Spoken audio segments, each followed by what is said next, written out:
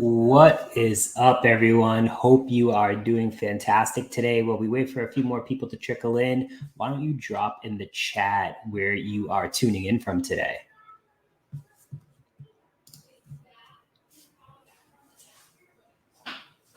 Oh, Nina. Hey, Nina. Portland. Nice. Ooh, Quebec. That's awesome. Fantastic. Well, we will get started. So, Alexine, she is amazing. She's a wonderful addition for sure. I will absolutely say hi to her. So let's get started. So the topic for today is how to use intent data in your ABM strategy. So I'll kind of, I don't put a ton of slides together. I did, but I like to make this informal. So if you have questions, drop them in the chat. Let's make this conversational. And feel free to stop me at any time if things come up or you just want to kind of ask some questions or clarify on things. So let's talk about a few ways that you can do this. And I think the first piece that is incredibly important is elevating your lead scoring model. So many marketing teams, they leverage a lead scoring model today. More than likely, it's a version of MQL's, marketing qualified leads. And so I think, a lot of these models typically combine the account fit data with behavioral data, but it's done at the contact level, not at the account level. And so when you have an ABM strategy, you're very much focused on the account level. People are using ABM as like a hot buzzword, but really all it is targeted marketing to a subset of accounts in an outbound motion, in market plus subset of accounts. And so I think there's opportunity to enhance these traditional lead scoring models with intent data. And so, you are going to need an intent data source like Bombora, 6 Sense. There's a good amount of them out there. Personally, at Alyce, we use 6 Sense. I've used 6 Sense at a few companies now, and I really enjoy it. I really enjoy everything that it has to offer. So let's talk about what an example of elevated lead scoring with intent looks like when you are trying to figure out where do I need to focus from an account perspective. And so this is a heavy chart, but basically what it's showing is you have a few different scoring breakdowns. You have your account buying stage, which is where your intent comes into play. You have your named account fit, your contact engagement level, and your content persona fit. And then so you can then also grade that engagement from an A to a D or however you want to do it. This is just one example. And it allows you to really just take what you have and prioritize the accounts that are probably going to be a better fit. For example, you could have an account grade of an A and it has the purchase. It's in the purchase stage from the intent provider. It's a named account fit. The persona is a good fit because obviously your ICP, and then the contact is a fit as well. So you're going to give that lead technically a 1. Versus, as you go down the chart, there could be good fits from a persona standpoint, but from an intent level, they may be further down the funnel. And so if you're going to spend your time on an account that say they're in the awareness stage, which is very early, you could be spending dollars, you could be continuing to spend money, but it might not actually bear any fruit from kind of what you have. And it's like, where do you want to spend your budget? Because let's be honest, marketing goals, metrics, everything is going up, but sometimes budget doesn't go up. And so you have to be, the whole thing with ABM is you have to be very strategic, and it's a better quality output, which hopefully means that you're saving, it's less cost savings and higher ROI from that standpoint as well. So let's go into, I want to go into kind of one other piece of this.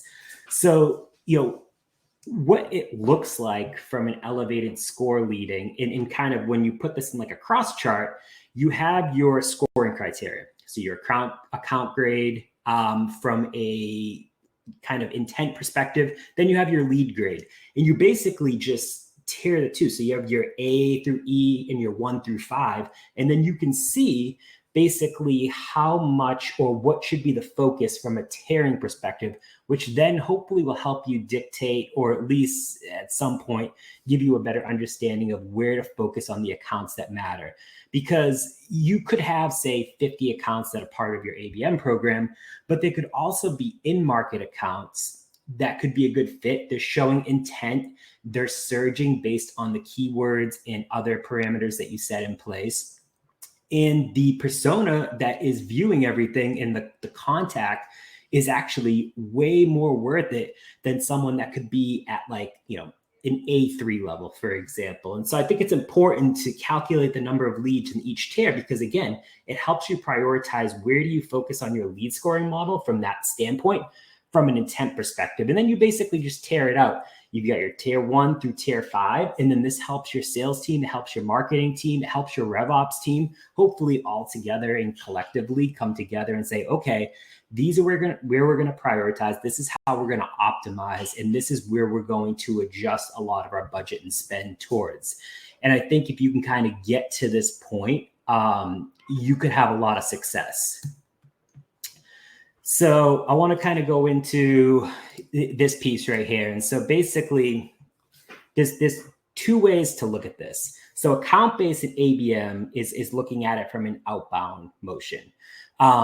Then you can also have the demand gen side looking at it, the MQL. You don't need to have kind of just one single thing that you look at. You can actually have like a dual funnel approach and look at it from both different ways, because when you are looking at your ABM kind of output from an outbound, you basically back into these numbers. And so, this is something that we've been using from a kind of like a playing around standpoint. And so you can see, okay, from an MQA or marketing qualified account standpoint, here is the current op rate that we're seeing. Here is the win rate that we're typically seeing based on historic data.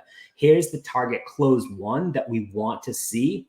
And then you fill in these other pieces. Do you want to spend, is it $100,000? Whatever the number is, it will tell you how many MQAs you need, how many qualified ops created, how many ops won, and then what does that average deal size look like? And so you can kind of model these pieces, basically layering on a piece of intent that will help you get to where these kind of models should be.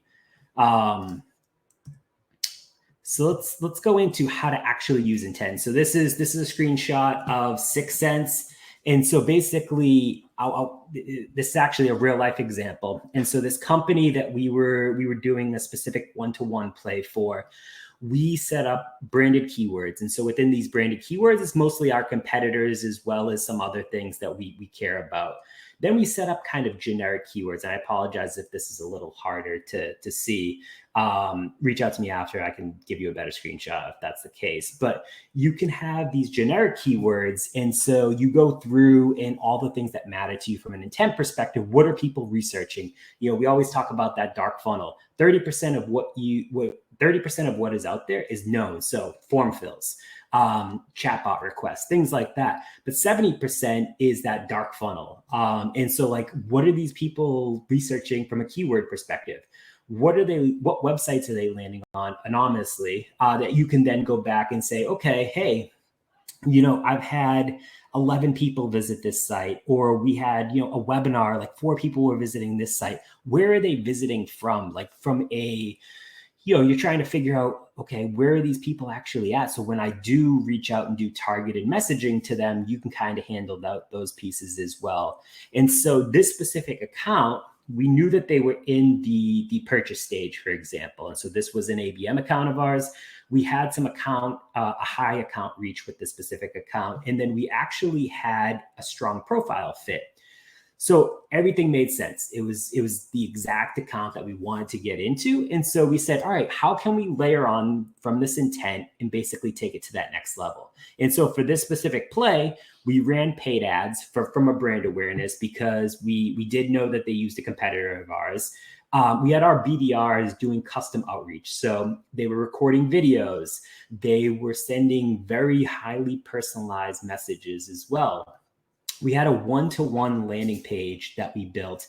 And so basically when they heard from these BDRs, We knew their pain points based on the intent piece of it.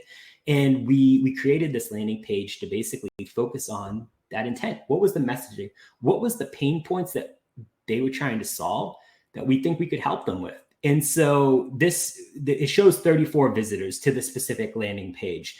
And that was over, I believe it was over a 2-week span. And so obviously we drove a lot of people from this account. This is an enterprise level account. And then when people landed onto this landing page, we then had the ability to leverage gifting. And so we set up custom gifts for them where they could just drop in their email and basically get a custom gift that was given to them on the back end. And so we were actually able to book a demo with this account within the first 3 weeks of this play, all from leveraging intent for this account. And so for our ABM strategy, we do these things called blueprints. And so we blueprint every account from an intent perspective, from a digital breadcrumb perspective, everything that we want to know, and we capture all of that information. So we have the intent piece. We then know their specific pain points, any other intel that we can grab, and then we kind of create an entire strategy around that specifically. And this is something, this is just one account, but we've had similar success with a lot of other accounts as well, basically running a very similar play. And obviously, again, it's going to depend account to account, but it's definitely something that has worked well for sure. And then so that's really pretty much all I have on this piece. Let me see if there's any questions. It doesn't look like there's any questions in here. If you do have specific questions that you want to reach out to, drop them in the chat right now. I'm more than happy to answer them. If not, actually, you know what I do want to ask? Well, there is some people in here, who in here is doing ABM right now? Drop in the chat if it's a company-wide initiative that you're doing ABM. Will is, that's awesome.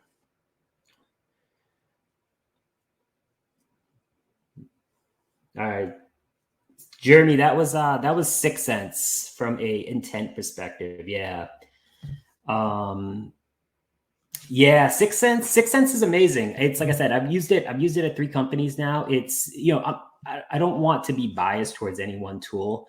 But I've had a lot of success with it. I feel like I'm in a good point where I know how to leverage it to the best of its ability, or, always trying to learn. Arthur, man, you're crushing it. Don't lie to yourself. Awesome. Well, I know there's only a couple minutes left. It looks like 2 minutes. So I have my LinkedIn profile up here. If there's things that you want to ask around intent or ABM or even field marketing, honestly, field marketing is a lot of my past. ABM is kind of newer for the last couple of years. But what step was before gifting? Yeah, let me go back for you. So it was a custom one-to-one landing page. And so basically, yes. Yep. So basically what I did was I created a custom page for them. There was a video from the BDR. So once they heard from the BDR that was reaching out to them, through video, this landing page then captured another video of that BDR and then kind of played into what their actual pain points were. They called out specific people within the account. They called out known issues with their current vendor as well. And so we played into a lot of those pieces for sure. It was very, very helpful. And we were running this one-to-one piece there was probably about 20 accounts that we were running the one-to-one piece. Arthur, how do you work your field and events in your ABM strategy? Honestly, Arthur, I'm so fortunate to have Nina. Nina does literally she just creates amazing experiences. And we just work really closely together to figure out the best way to get key accounts to the experiences that she's creating. And we have some really cool stuff that we're planning in, later this year and even early next year on how we can even integrate more than we already do. But yeah, when you don't have someone that has a specific field or event person with you, I think it's the ability to roundtables. And I know we only have a couple seconds left. Intimate roundtables. take your top 10 accounts, get 10 people on a Zoom or a Goldcast or whatever, and you basically just form a discussion around that. I did that at Cleary. It was very, very successful. And that is it.